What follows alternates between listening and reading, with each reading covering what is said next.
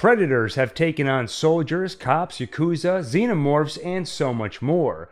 All that's left is a Viking, samurai, ninja, and World War II pilot.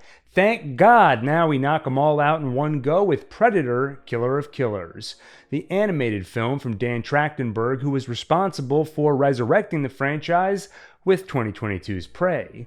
The movie presents itself as an anthology. Spoilers ahead for this movie, and I'll probably spoil other Predator movies too. The movie presents itself as an anthology of 3 stories, but in reality, each is setting up a broader one, so they all collide in the end, and it's pretty cool. Let's dive into the movie, see what it tells us about the timeline. Love when a movie gives you year title cards. The next AVP timeline update is going to be so much easier. We'll see what it tells us about the lore, and I'll give my assessment of the movie as we go. Yautja Codex 0522174. Uchasla Kaluata. Oh, you don't speak Predator. Let me translate that for you. Go forth among the stars and seek only the strongest prey. They shall be your trophy. Become the killer of killers. I don't plan on going frame by frame through the movie, but 2 things I love already. Predators worked great initially as an unknown and deadly force, but after so many movies, you can't retain that mystique. So I like leaning more into their culture and borrowing from some of the expanded lore. One of the things that makes Predators so unique is their motivation. Most advanced alien species in film that attack, it's usually because of something lame like, we need your resources. Predators just want to kill. Same old Hector, just wants to kill everybody. And prove their prowess as hunters. Their entire culture is built around that idea. Usually we imagine societies leaving an idea like that behind as they become more advanced, but for them, that never happened. They have amazing technology, but still center their identity around being the best at killing. That's fascinating and scary, and I like that it's emphasized here. Wait a minute, none of what I just said is true. The Predator established they're seeking the strongest prey for a very specific reason: to steal their DNA and make super soldiers. A lot of people like to ignore that fact and even say it isn't canon, but as a keeper of timelines, I can't pick and choose. I can, however, fill in the blanks with fan theories, and I choose to believe the DNA collectors are a minority in Yautja culture. They're the outcasts, the nerds. Don't kill the strongest prey, you're wasting perfectly fine DNA. Shut up. Speaking of Yautja, if you've only seen the movies, you might be wondering what the hell I'm talking about. In the expanded lore, in the comics and novels, Yautja is the actual name of the species. That's what they call themselves. Other than some Predator dialogue in the movie, so many look down upon the Predator, where one of them might have said Yautja, but it's hard to tell. This is the first time that name has been used in an official Predator movie, officially moving the name up to Tier 1 canon. Though this was animated and straight to streaming, let's call it Tier 1.5. Now can we move past the opening frame of the movie? 841 AD, about 878 years before Prey, 1146 years before the original Predator. A Yautja ship arrives on a little planet called Earth in search of some of that strongest prey. What they find is Ursa, a Viking warrior. As a child, her father was mortally wounded by Krivich chief Zorin, and Zorin only spared her life on the condition she be the one to snuff out what remains of her father's. Of course, she refused, but her father knew it was the only way. He put a blade in his daughter's hand, demanded she avenge him, then plunged the blade with her hands around it into his own chest. Now, years later, she's still trying to live up to his final request. She leads a clan of warriors, including her own son, Anders, and she closes in on Zorin. They capture one of his men. The merciless Ursa tortures him for information. She learns about an immense fortress Zorin has built, and she learns where to find it. The man begs for his life. Ursa tells her son to end it. The man promises that if he does, if Anders kills an unarmed man, he will be barred from entry into Valhalla. While the kid hesitates at the man's last ravings, Ursa kills that man herself. The Predator watches all this, with his usual cloaking ability keeping him hidden, and I imagine he likes what he sees. And that makes two of us, kind of. I love what I'm seeing with my eyes, the animation style, partly inspired by Arcane.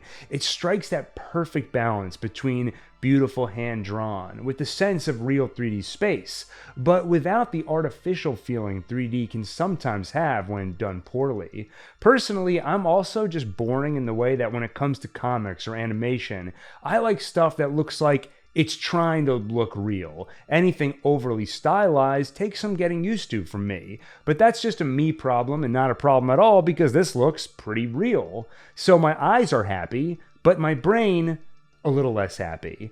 Anthologies can be risky when it comes to pacing, and I think it's an issue with this movie. You see it already. A feature-length story has heavy, emotional moments, but it doesn't just have that. It also has more mundane moments, and it has build-up, so the important stuff lands with impact. These stories, since they're so short, are a bit closer to only having those important moments.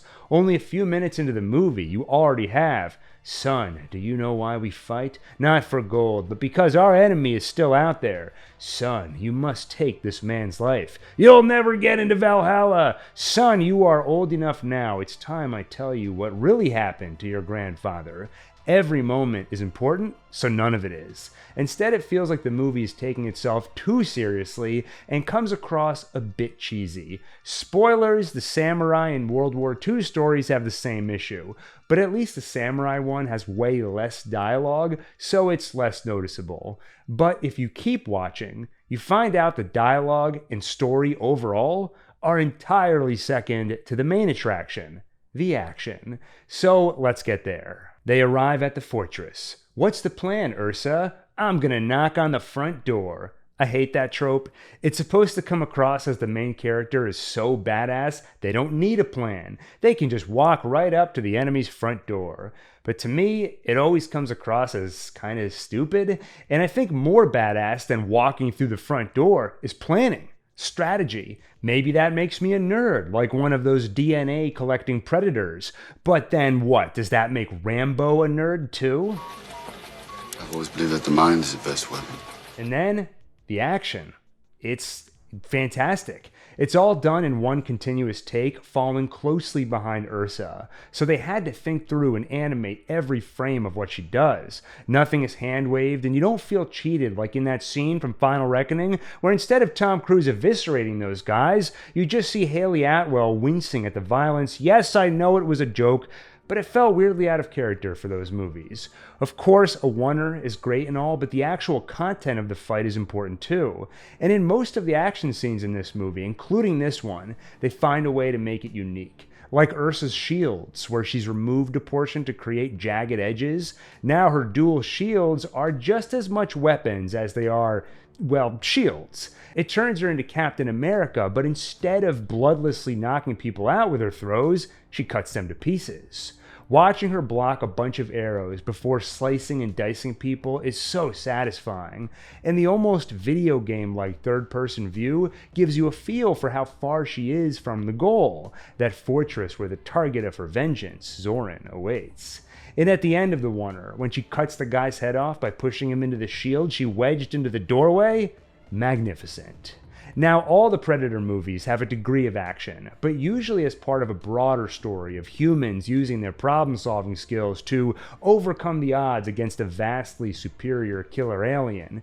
Here, the action itself, the spectacle, is much more the draw than that underdog dynamic. This movie is closer to something like John Wick or The Raid, where you could cut out the action scenes and enjoy them entirely out of context, just for how awesome they look. I will say, I mentioned how this does away with the underdog dynamic, and I'm not really a fan of that choice. Watching Ursa effortlessly kill so many people while remaining unscathed herself means that when the Predator finally shows up, I have no doubt she'll win the battle. So we got an awesome dual shield Viking fight scene, but was that worth the price of removing all tension before the human-alien face-off? When Ursa finally meets Zorin, he doesn't give her the satisfaction she's looking for. She comes in with a speech about revenge, introducing herself by her and her father's name. and he hits her with one of these. Star-Lord, man. Legendary outlaw. Zorin hits a nerve. He remembers who she is, the girl that killed her own father. A coward. Any decent Krivish child would have fought back, even if it meant death. He continues to insult her until it's all too much for her son. Valhalla be damned, he takes his mother's revenge by taking Zorin's head. It's easy to forget, by the way. There's a predator watching all this. Now he makes himself known by invisibly punching Anders, then finally showing himself. This predator is big and strong. He doesn't wear any of the armor we're used to seeing. All he has is a gauntlet that enables super-powered punches and the usual mask. I assume this is partly a personal choice on his part. He's decided to hone his own physical brawn rather than rely on armor and tech. There's also a few hundred years between each story, so you imagine Yautja tech is still progressing from one era to another. Along the same lines as the opening text, I like how it's easier to identify the differences between predators in this movie. They each have their own personality, reflected in their choice of weapons and tactics. I also like how the gauntlet on his arm feels like tech and not magic. To activate it, you see him pull a lever back before punching, and it's really satisfying to watch the charging mechanism work. Needless to say, he starts slaughtering people. The only one who lands a hit is Anders, who tosses his spear into the monster's chest. It hardly elicits a reaction, which almost makes it scarier. The predator just turns toward the boy and slowly walks toward him.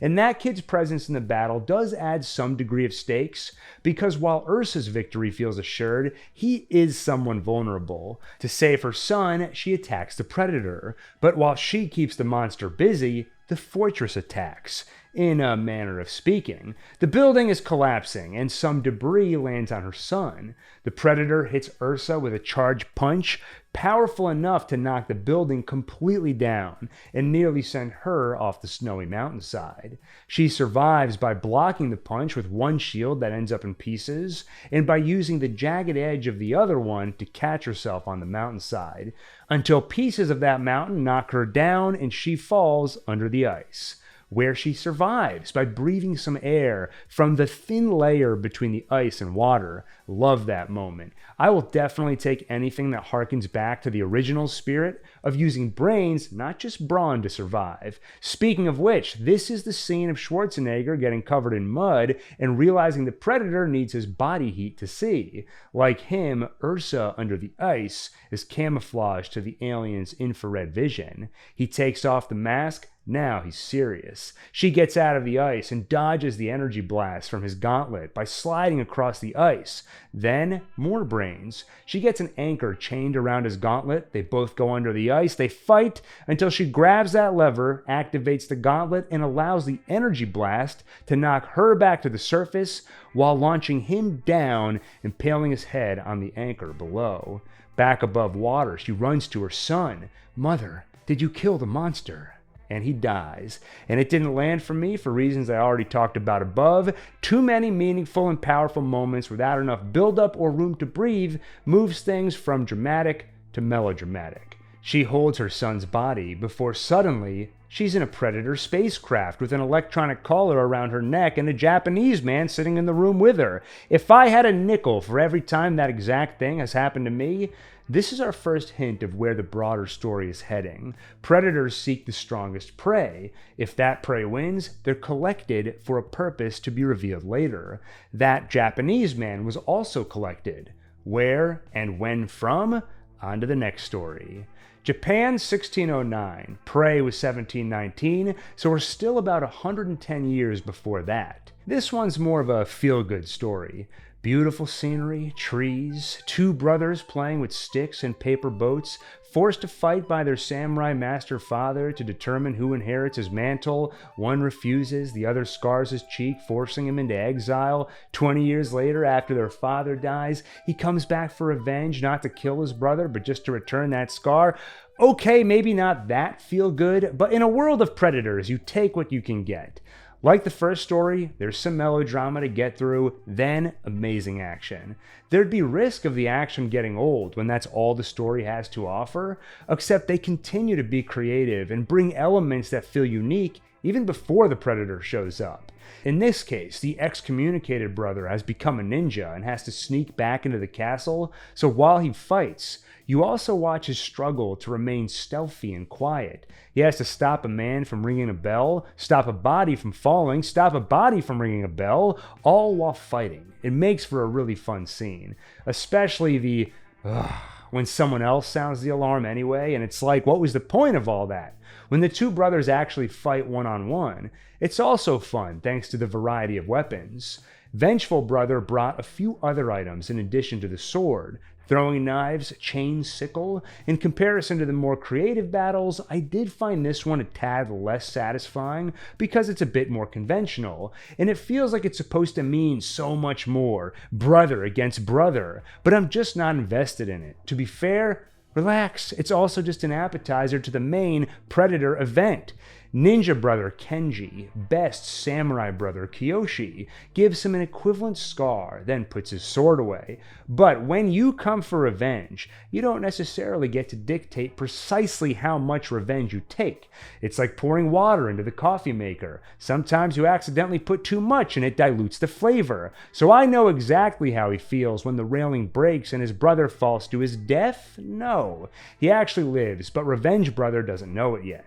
A Predator has been watching all this, and he's found a suitable foe. This is the main event, and it does not disappoint. First, Kenji watches the Predator slaughter men in the castle. In particular, he observes his weapons. His scorpion Get over here! chain and spear with blades that spring out with a twist of the handle. Just as satisfying to watch as the lever on the big Predator's gauntlet.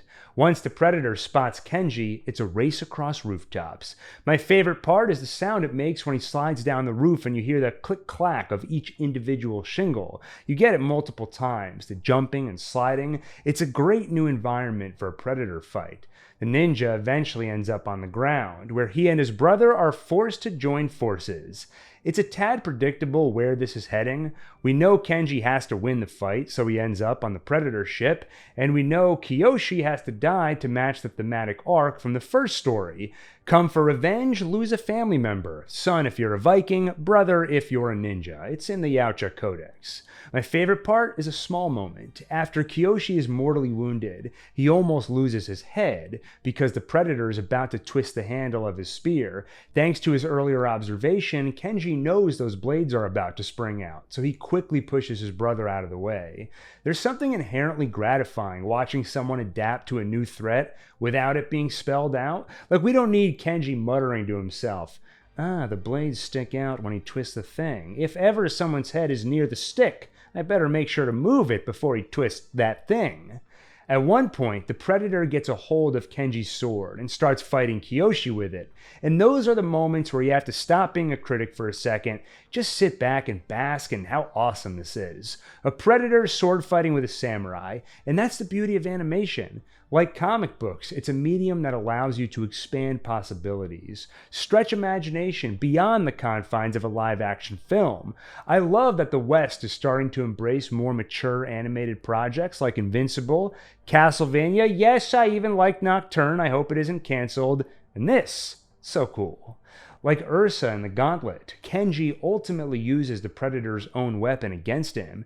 He sticks the Predator's own grenade on a hook, so when it retracts his chain, it blows him up. The little scaredy cat turns invisible, but glow-in-the-dark blood on the tree is enough of a target. The two brothers cut the demon to pieces after a slightly silly fake-out where it's meant to look like they're about to run into each other and pick up their revenge battle where they left off.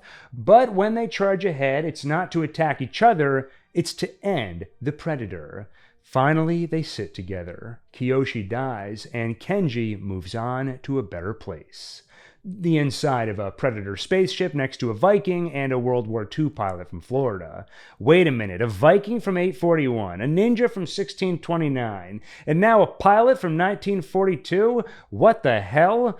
That strange element, bringing characters together from different eras, is intriguing. Outside the great fight scenes, that's probably the one piece of story that kept me interested in watching. It's an unexpected, serialized element in a movie that sold itself as an anthology. And it's just interesting. How were they brought together from different eras? Spoilers, cryostasis chambers. And for what purpose? We'll find out soon, but first, Florida, 1941. 222 years after Prey, 46 years before Predator. John Torres is a mechanic with his head in the clouds, and he wishes the rest of his body was there too, in a plane, in the clouds. He wants to be a pilot, is what I'm trying to say. Well, today, his father has some good news. Or is it? A draft notice.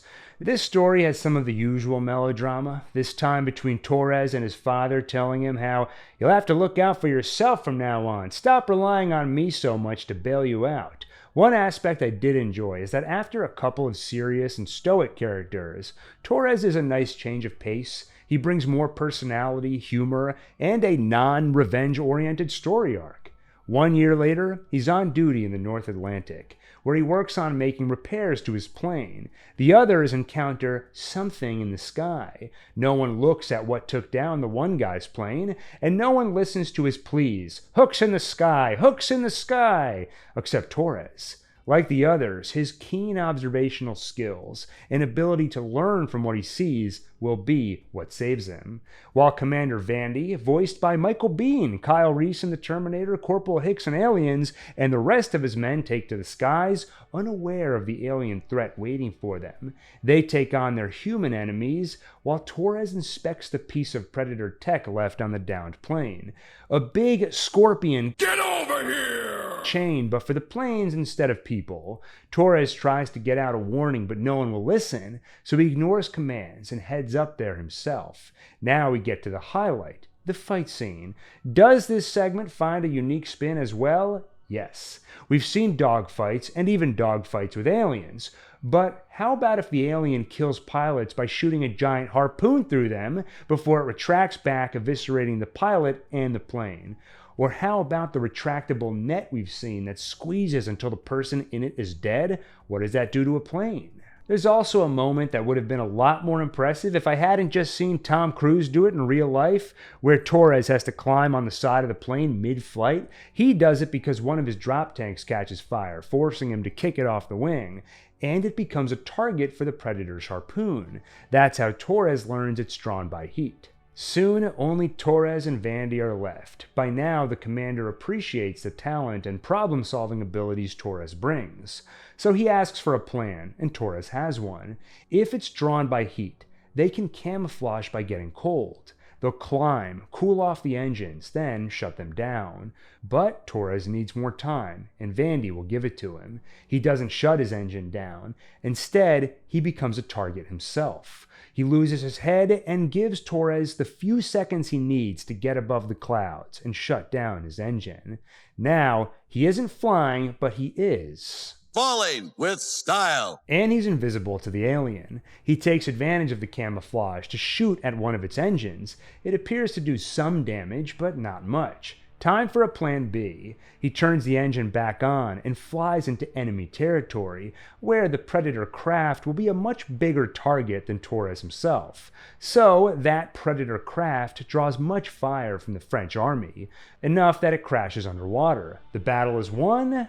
No. The craft reappears seconds later. Plan C. He thinks of his dad, who seems to have passed during the 1 year time skip, and floods his engine like that one time when his dad was like, "You flooded the engine." He lets the Predator grab his plane with the harpoon. Torres jumps off that plane before the harpoon retracts and blows up the Predator craft. Like Ursa, he used the Predator's own weapon against him. Like Kenji, he put a bomb in a Predator retractable weapon, tricking the alien into blowing himself up. It all ties together. And now it's about to really tie together, because now we get to the part where all three stories collide. Before that, I'll say this was my favorite of the three stories. On the action front, they're all basically a tie for me. They're all amazingly realized in the animation, and they all bring a unique element that takes advantage of the presence of a predator. But this one most heavily relied on the main character's ingenuity over their sheer talent as a fighter. Like the others, Torres ends up on a predator ship.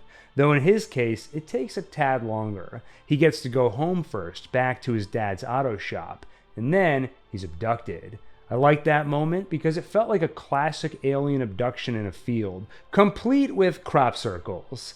So it turns out the predators have been seeking out the strongest prey. Those who win against their Yautja hunter are collected and frozen. Now they've decided to unfreeze the three fighters we just met. That's how three people from three eras can end up in the same place.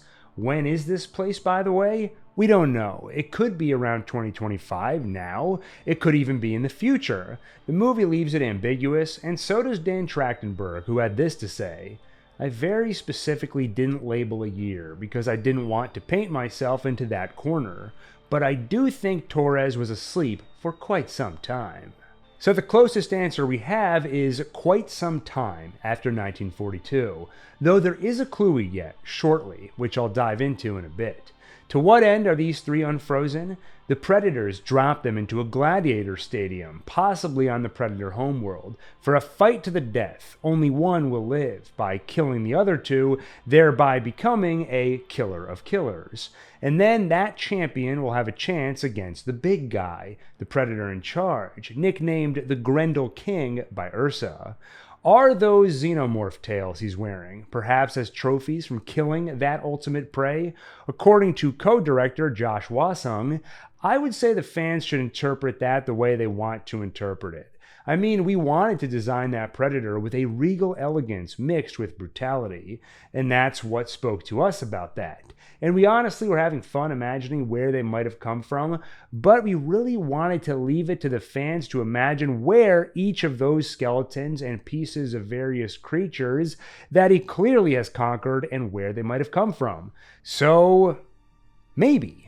Anyway, if you're itching for Alien Predator crossover content in the films, just wait for Badlands, where the trailer already revealed Weyland-Yutani logos and even revealed star Elle Fanning is playing a Weyland-Yutani android. So it feels like a film crossover announcement is imminent.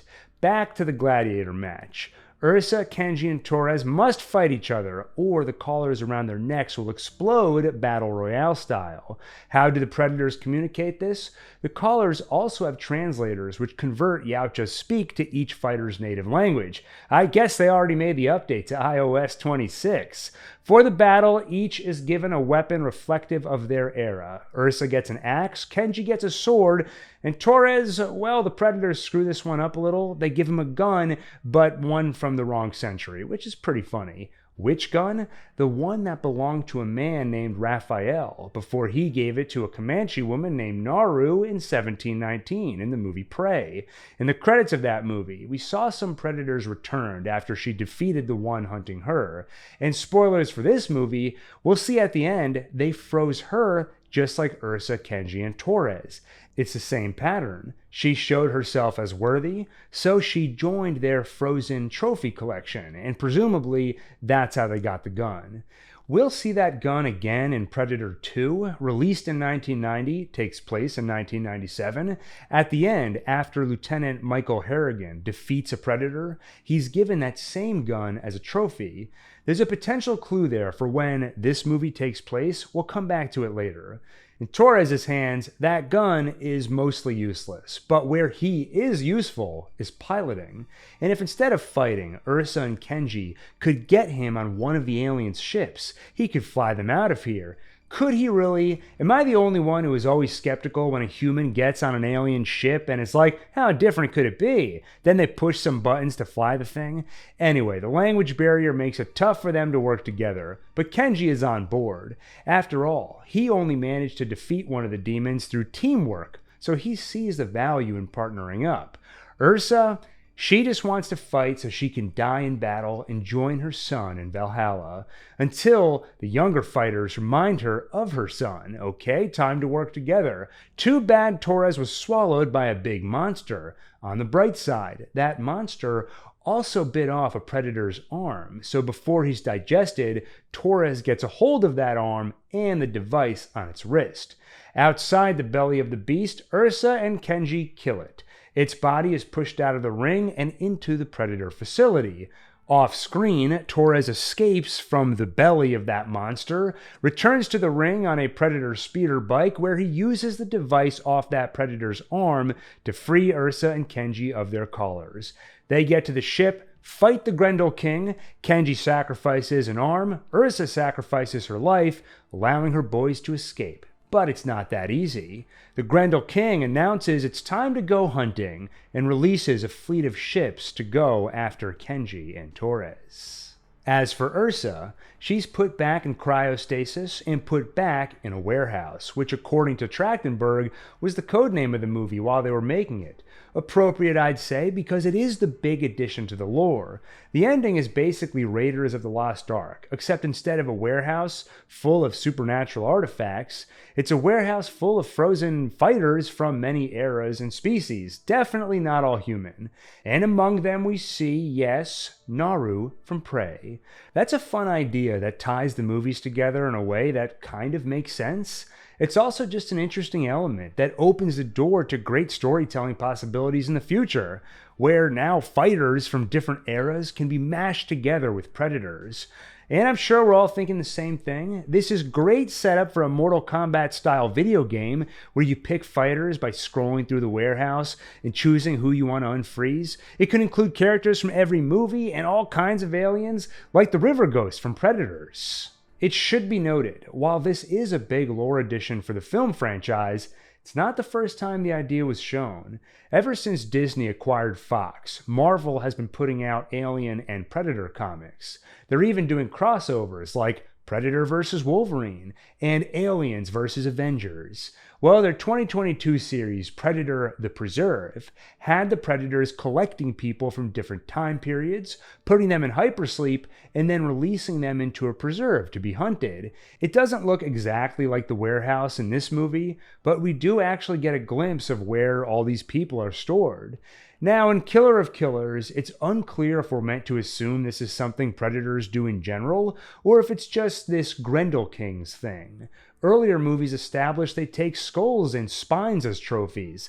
Then again, those were the trophies taken by hunters who killed their prey. We didn't see, for example, Dutch's fate. So it could be that after the credits of each of these movies, we don't see it, but predators come back to collect Victoria's specimen, like with Prey. Before we wrap up, let's get back to the question of when the climax takes place. The clue I referred to earlier is the gun, because that's our direct connection to the other movies. We know Naru had it in 1719. Then she was frozen and put in the warehouse, so the gun ends up back in Yautja's hands. So what happens after that? We know they give it to Torres here, and we know they give it to Harrigan in 1997. The question is, which came first? My guess is Killer of Killers climax takes place before 1997. If you watch the gun closely, Torres drops it when he's tossed into the beast's mouth. So after this fight, it's in Yautja's hands again. All they had to do is pick it up from the gladiator floor. Then, later, they can hand it off to Harrigan as a trophy. For Killer of Killers to take place after 1997, we have to assume they gave the gun to Harrigan as a trophy, then for some reason took it back. You could theorize he was frozen like Naru, Ursa, or any of the others, but that also seems weird, because the whole thing is you defeat a predator, then others take you captive and freeze you. But Harrigan, after defeating the one, he met a bunch of the others. They could have just turned him into a popsicle right then and there, but they didn't. They just gave him the gun. So for this movie to take place after Predator 2, you have to assume the Yautja Codex doesn't account for no takesies backsies, and I just don't see it. It wouldn't be honorable. As the climax of this anthology, I mostly enjoyed the ending.